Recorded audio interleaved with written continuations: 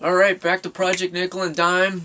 We got a little bit of ahead of ourselves as far as the video with the engine and the transmission installation. So, got to get back on the Wayback Machine and put a video together for cylinder head installation, oil pump, oil pan, damper, crankshaft damper, power steering, pump, valve covers, intake manifold.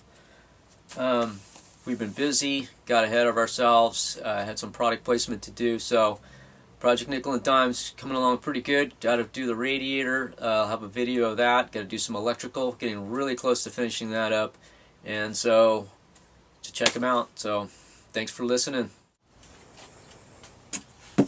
Alright, looking at the previous fix with the 302. This is a brand new pump, as the guy had mentioned, previous owner. This is a high volume pump.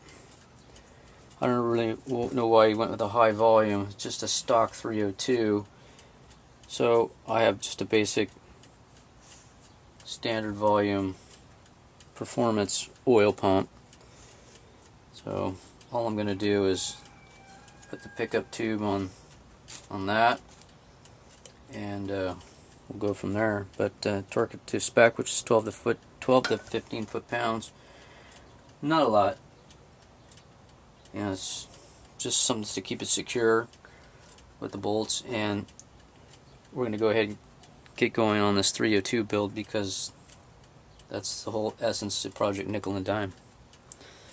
Alright, so gasket, oil pump shaft, and the oil pump with the oil pump pickup.